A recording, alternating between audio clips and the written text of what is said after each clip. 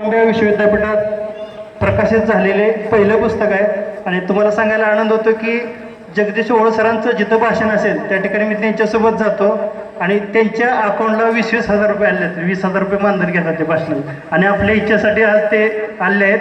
कृपया सर्वांनी शांत राहून लाभ घ्यावा. हॅलो. प्रसन्न फाउंडेशन आयोजित बास कमी करा आणि कडक करा थोडं.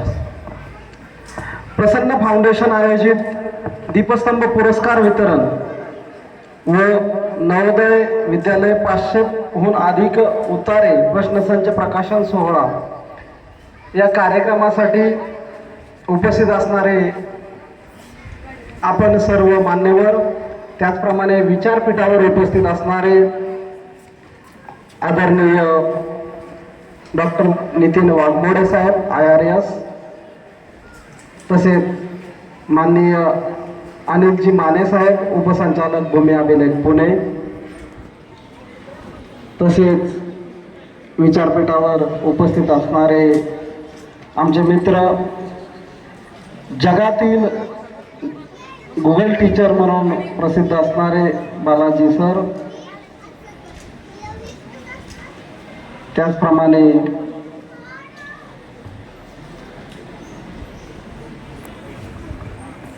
विचारपीठावर उपस्थित असणारे इतर सर्व मान्यवर यांच्या उपस्थितीत हा एवढा देखणा सोहळा या ठिकाणी संपन्न होत आहे.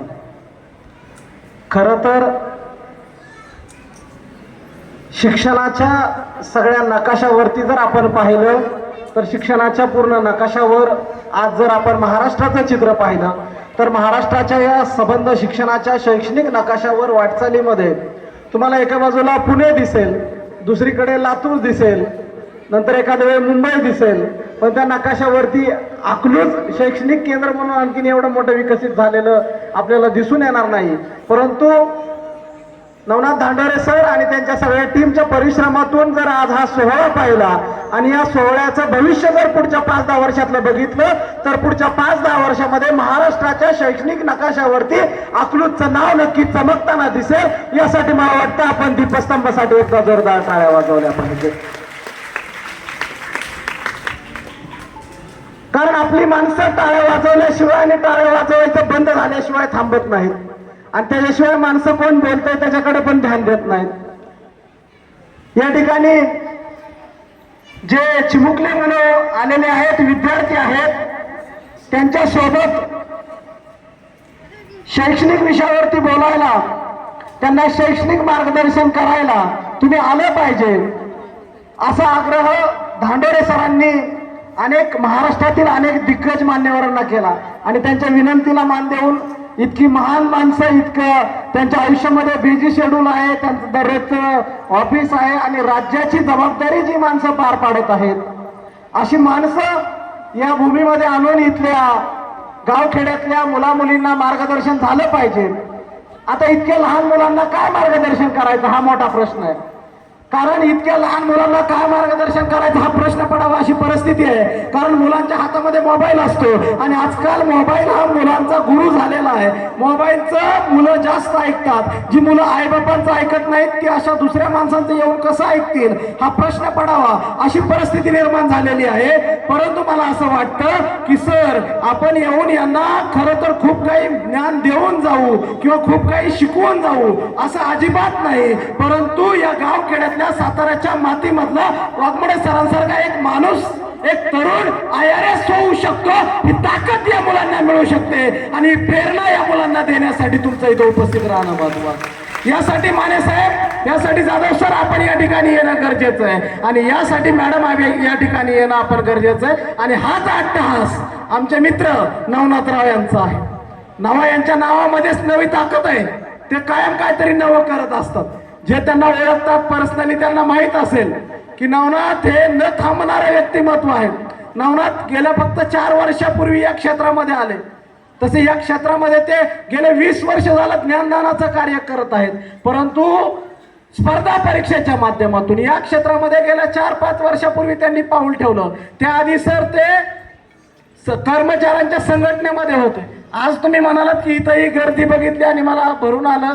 तुम्हाला सांगतो सर, आझाद मैदानावरती 50,000 ते 1,00,000च्या मोर्चाचं नेतृत्व करणारा हा संघटक म्हणजे नवनाथ धांडोरे आहे. आणि त्याच माणसानं हे विद्यार्थ्यांना नव्या वाटेवर घेऊन जाण्यासाठी एक नवं संघटन, विचारांचं, शिक्षणाचं एक ब्रीद आपल्या हाती घेतलेलं आहे. आणि त्यांच्या त्या कामामध्ये निघाडे सर त्यांच्या बरोबर आहेतच, परंतु त्यांच्या कामामध्ये त्यांच्या सोबत एक सावित्रीनं उभं राहावं आणि लेकींना शिकवावं अशा आमच्या वहिनी साहेब सुद्धा तितक्याच ताकदीनं काम करतात. एकदा त्यांच्यासाठी जोरदार टाळ्या वाजवल्या पाहिजे. कारण एक माणूस घरातून बाहेर पडतो. आपण सगळे काय महात्मा फुले होऊ शकत नाहीत, कारण त्यांचं कार्य आभाळा एवढं आहे. त्यांचं काम या देशाला एक नवं वळण देणार आहे. परंतु आपण हे काम करण्यासाठी जेव्हा बाहेर पडतो तेव्हा आपल्या सोबतची जवळची माणसं जेव्हा असतात तेव्हा आपली पावलं ही यशाच्या दिशेने पडायला सुरुवात होते. ही या ठिकाणची वस्तुस्थिती आहे. आज ही चिमुकली मुलं यांचं भविष्य घडवायचं हे प्रत्येक आईबापाला वाटतंय. आज सगळीकडे माणसं धास्तावलेली आहेत की आपल्या मुलाचं, आपल्या मुलीच्या भविष्याचं काय होईल हा प्रश्न इथल्या प्रत्येक माणसाला पडलेला आहे. आज माझ्यासमोर तुम्ही आलेले आहात, चांगले फेटे घालून आपली मुलं बसलेली आहात. माझ्या डोक्यावर फेटा घातलाय, साहेबांनी तो फेटा काढून ठेवलाय. हे मी एक तुम्हाला प्रतिकात्मक सांगतोय. शांतपणे ऐका. आपल्या पोराला जागेवर बसवा आणि त्याला ऐकायला लावा. पोरा, जर आज तुला हे कळलं, जर आज पोरी तुला हे कळलं, तर उद्या तुझा असेल. उद्या येणारा सूर्य तुझ्यासाठीचा असेल आणि परवाचा नवा सूर्य तू असणार आहेस. मला काय सांगायचंय, माझ्या डोक्यावर आणखीन फेटा आहे, तुम्ही घातलेला फेटा आणखीन तुमच्या डोक्यावर आहे. साहेबांनी मात्र त्यांचा फेटा काढून ठेवलेला आहे. कारण आयुष्यामध्ये फेटे ठिकठिकाणी बांधले जातात, सत्कार ठिकठिकाणी होत असतात, परंतु वेळोवेळी झालेला सत्कार, वेळोवेळी डोक्यावर चढवलेला फेटा ज्या माणसाला त्या क्षणी बाजूला सरून नव्याने पुढे काम करता येतं, तोच माणूस नव्याने पुढच्या सत्काराला सार्थ असतो आणि नव्याने पुढे त्याच्यावरती फेटा बांधला जातो. हे या ठिकाणी आपल्याला लक्षात घ्यावं लागेल. हा फेटा, हा सत्कार हा कशासाठी आहे हे आमच्या पोरांना आम्हाला सांगावं लागेल. ही इथल्या आईबापांची जबाबदारी आहे की बाळा, तू फक्त परीक्षेत मार्क मिळवले म्हणून तुझा सत्कार होणार नाही, फक्त तू एखादा अधिकारी झाला म्हणून तुझा गौगवा होणार नाही. तर तुम्ही कुठून सुरुवात केलेली आहे, सीमारेषेच्या कुठल्या स्थानावरून तुम्ही केंद्रबिंदूवरून स्पर्धेमध्ये उतरलेला आहात. साहेबांचा इथं वेगळा आदर सत्कार प्रत्येकाच्या मनामध्ये का आहे? अरे साहेब अशा मान खटावमधून आहे जो दुष्काळी आहे. अरे आपण सगळे अशा भागातून आहोत ज्या ठिकाणी प्यायला पाणी नाही असं म्हटलं जातं. अरे पुण्यामध्ये असे कार्यक्रम रोज होतात, कुणाला काय वाटत नाही. ते कार्यक्रम होतात, बातम्या येतात, मोठे